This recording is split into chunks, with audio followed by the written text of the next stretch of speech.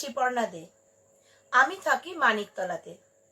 পেশাগত দিক থেকে আমি একজন শিক্ষিকা। শিক্ষিকা হলেও আমি রান্না করতে ভীষণ ভালোবাসি। রান্না আমার একটা ভালো লাগার জায়গা।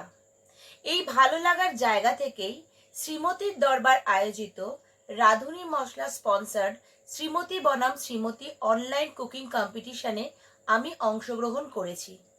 এই অনলাইন কুকিং কম্পিটিশনে আমি একজন প্রতিযোগী। শ্রীমতী বনাম শ্রীমতীর এই অনলাইন কুকিং কম্পিটিশনের বিষয়বস্তু হলো প্রাদেশিক রান্না। আমি আজকে আপনাদের সামনে খুব পরিচিত দক্ষিণ ভারতের একটি রান্না লেমন রাইস পরিবেশন করে দেখাবো। আমার এই রান্নাটি যদি আপনাদের ভালো লাগে এবং আমার পরিবেশনা যদি আপনাদের ভালো লাগে, তাহলে অবশ্যই করে অনুরোধ করব লাইক, কমেন্ট এবং শেয়ার করার জন্য, এবং লাইক কমেন্ট করে আমাদের পাশে থাকার জন্য। ধন্যবাদ।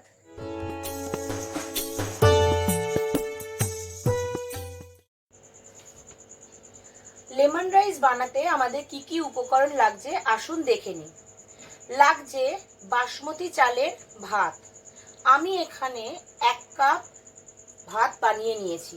এটা 80% সেদ্ধ করা আছে। আপনারা চাইলে অবশ্যই করে ভাতের কোয়ান্টিটি বাড়িয়ে নেবেন।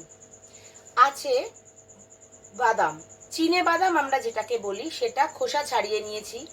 আছে ছোলার ডাল, কালো সর্ষে, কারি পাতা, নুন, আদা বাটা, বিউলির ডাল, লেবু, সাদা তেল, এবং যেটা ছাড়া এই রান্নাটা একদম হবেই না, সেটা আছে রাঁধুনির হলুদ গুঁড়ো। এই রাঁধুনির হলুদ গুঁড়ো যদি আপনারা ব্যবহার করেন, দেখতে পারবেন খাবারের স্বাদ একেবারে অন্য রকমের হয়ে যায়।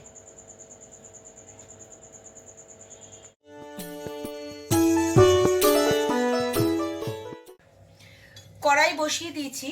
কড়াইতে দিয়ে দিয়েছি সাদা তেল পরিমাণ মতো। এবার দিয়ে দেব 2টো শুকনো লঙ্কা আর অল্প একটু কালো সর্ষে।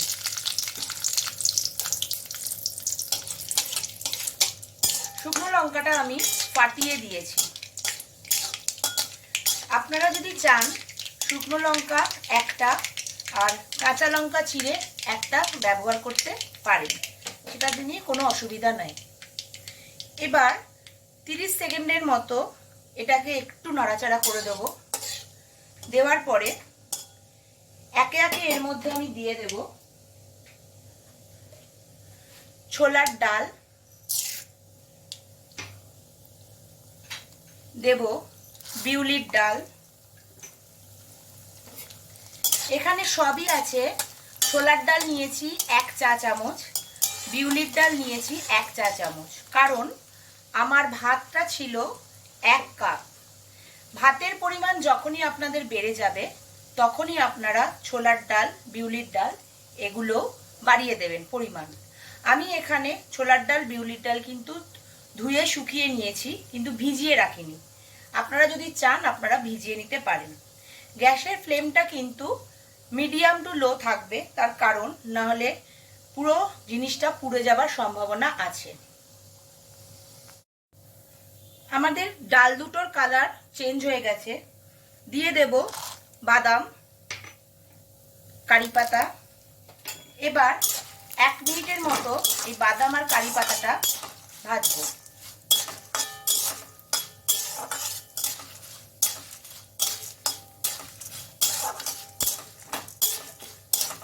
আঁচটা থাকবে মিডিয়াম টু লো, কখনোই কিন্তু আঁচ বাড়িয়ে দেওয়া যাবে না। দিয়ে দেব আদা বাটা। আপনারা যদি চান আদা কুচিও ব্যবহার করতে পারেন, আমি আদা বাটা ব্যবহার করেছি। দিয়ে দেব অল্প নুন। বাদামটা আমাদের ভাজা ভাজা হয়ে গেছে।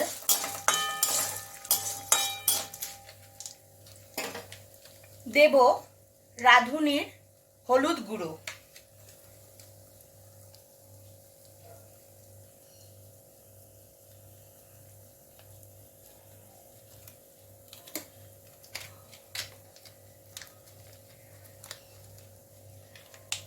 খুব বেশি পরিমাণ লাগবে না। হাফ চা চামচ রাঁধুনির হলুদ গুঁড়ো আমরা ব্যবহার করছি এই রান্নাটায়।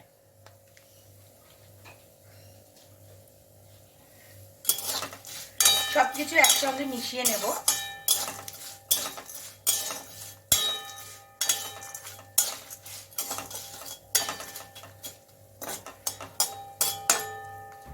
ফিরে আসবো 1 মিনিট বাদে। ফিরে এলাম 1 মিনিট বাদে। দিয়ে দিলাম ভাতটা। ভাতের সাথে ভালো করে মিশিয়ে নেব।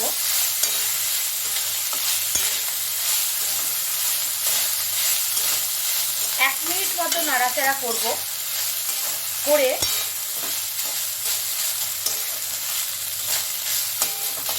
আমরা ফিরে আসছি। ফিরে এলাম আমরা 1 মিনিট বাদে। এইবারে আমরা দিয়ে দেব লেবুর রস। আমি একটা গোটা পাতিলেবু নিয়েছি। ভাতের পরিমাণ কম আছে, তাই আমি অর্ধেক পাতিলেবুর রস দিলাম। ভাতের পরিমাণ বেশি থাকলে অবশ্যই করে পাতিলেবুর রসের পরিমাণটাও কিন্তু বেশি হবে, কারণ অতিরিক্ত কিন্তু লেবুর রস দিলে আবার তেতো হয়ে যাওয়ার সম্ভাবনা রয়েছে। এখান থেকেই একটা খুব সুন্দর ফ্লেভার আমি পাচ্ছি।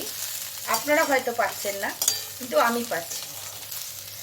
তৈরি হয়ে গেল আমাদের লেমন রাইস। এবার আমি পরিবেশন করব। ফিরে আসছি পরিবেশন করার পরে। চলে এলাম লেমন রাইস নিয়ে। তৈরি হয়ে গেছে দক্ষিণ ভারতের বিখ্যাত লেমন রাইস। আমি পরিবেশন করেছি শুকনো লঙ্কা, যে লঙ্কাটা আমি ফোড়নের সময় দিয়েছিলাম, তার সাথে লেবু। আপনারা কিন্তু সাইড ডিশ হিসাবে আচার দিয়েও খেতে পারবেন, যে কোনো ননভেজ আইটেম দিয়েও খেতে পারবেন। আমার পরিবেশনা এবং আমার রান্নাটি যদি আপনাদের ভালো লাগে, তাহলে অবশ্যই করে বলবো লাইক, কমেন্ট এবং শেয়ার করে আমাদের পাশে থাকার জন্য। ধন্যবাদ।